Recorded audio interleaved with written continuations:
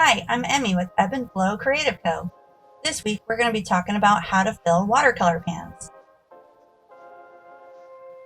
There are many good reasons to fill watercolor pans. It makes it way more convenient to use watercolor tubes, and I find myself painting way more now that I've made this. I actually have a blog post, which I'll link down below, that contains all of the colors, that lists all the colors that I've used in this palette. It is amazing how much more I paint now that I've made this. It's just so convenient. But it also allows you to fill a pan with your favorite colors and your favorite brands. I used mostly Daniel Smith paint in this, but they don't offer a lot of watercolor pans that are ready to go. So by making your own watercolor pan, you're also able to fill it with the colors that you use the most of. Like, I have opera pink in here, and I've used it like crazy. I'm actually refilling it in the video, as you can see. I've also used purple, which I would have never thought. It's this Imperial Purple by Daniel Smith. It's so pretty, and it makes the best shadows. So I highly recommend making a watercolor pan. And so I am just currently refilling the colors that I've used too much of. To begin with, I only filled them halfway just to see if I would use it, and I didn't want to waste the paint, and I wasn't too sure of which colors to start with. But I did start with the basics, and for the basics you want a warm red, a warm yellow, and a warm blue. And then you want a cool red, a cool yellow, and a cool blue. I also think you should have some browns. I have burnt sienna and raw sienna. No, burnt umber and burnt sienna. That's what I have. And then I have a Payne's Gray, because I don't really enjoy having to mix my own grays. And the burnt umber that I have is just not quite dark enough. And then in addition to that, I also have colors that I really like using. So convenient colors. I have some buff titanium and Naples yellow and lots of colors of pink and green, because I like to paint flowers. The only ones I find that I don't use that much are, I have a phthalo green in there. I don't really use it. I don't really enjoy it that much. And then there is a phthalo blue, which I also don't find myself using very much. And when I made it, I made this little swatch card so I could see exactly which colors I have in there, and it's very convenient for seeing what colors I have. And I've since bought more watercolor, and I needed to make a new palette, so I figured I would film it also. I made a little swatch card for it. This watercolor palette holds 12, but I was able to fit 14 pans in there by just squishing them together. And the pans just pop right out of the little tray. And I'm using a Sharpie to write the names on the side of the pan, and I write the pigment information as well, and the brand, so that I'll know what color it is, and also if I need to refill it, I know exactly which color it is. I recommend using a much finer Sharpie than what I used. I used what's on hand, and the tip is way too thick, but it works.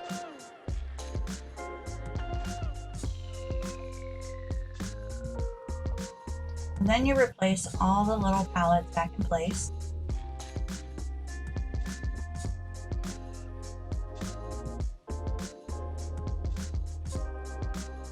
And I have a palette nearby that's an enamel palette, that it's just useful to have a place to put the excess paint when you're doing this. So Daniel Smith paints are really filled to the brim when you buy them, and they pour out. So they're really easy to use this process. They just come out so easy. And I use a stick or the end of the paintbrush to just fill the space and make it nice and flat. You don't have to do this part, but I think it looks a little neater. So then you can take the excess paint and I wipe it on the palette, and I also use that paint to fill out my swatch card. And the color I'm using right now is the Quinacridone Coral by Daniel Smith. It's so pretty.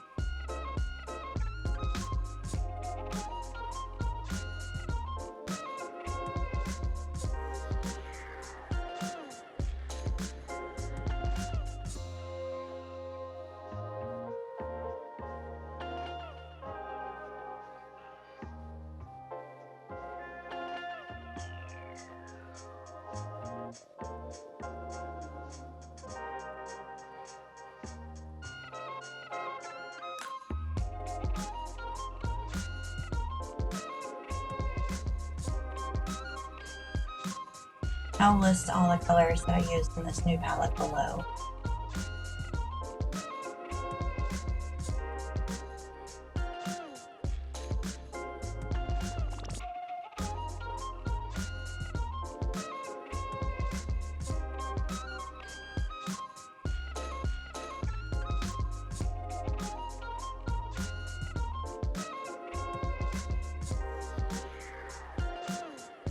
From there, you just want to keep filling the pans with colors and keep painting on the swatch cards so that you know which colors you've used.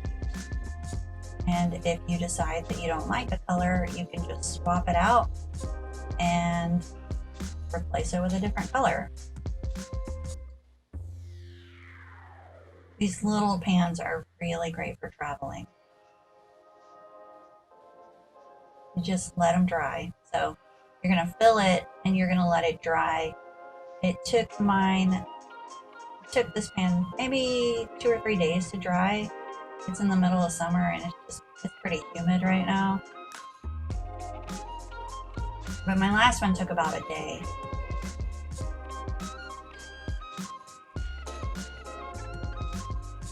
And then when you're ready to paint, you just add a little water. I like to use a little eyedropper to get the paint wet, and then it reconstitutes perfectly.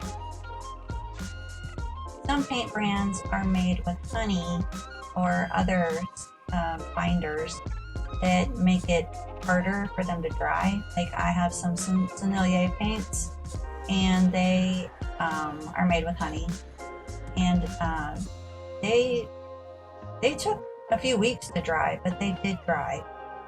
Whereas I think if you live in a more hot, maybe if they got hot, I paint a lot in my basement, so maybe if they got hot, they would probably get cushy again, but for now, you're doing pretty well.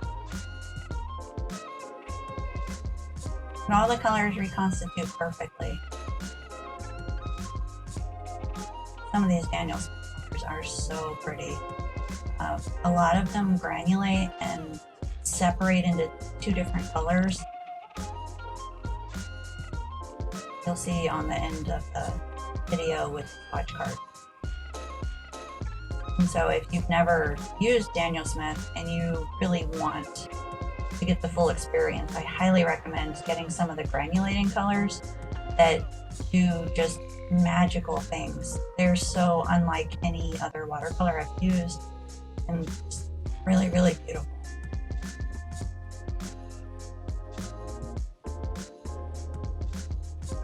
So from here, we're just going to keep painting and filling out the swatch card.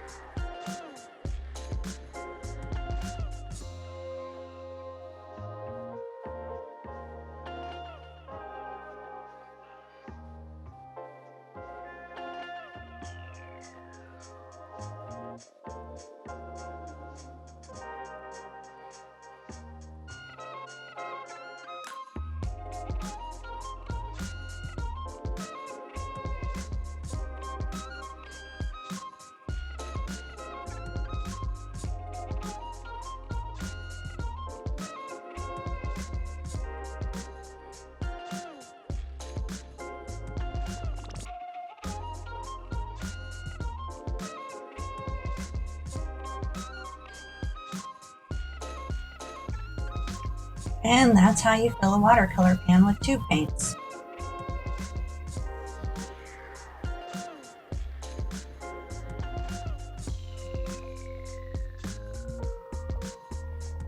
Here's the finished swatch card.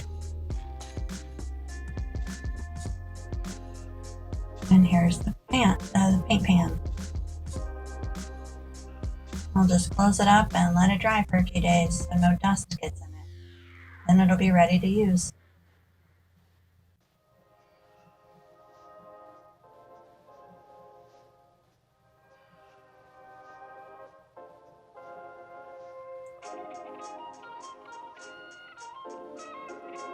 Thanks for watching. I hope you've enjoyed this video. Please like, subscribe, and comment.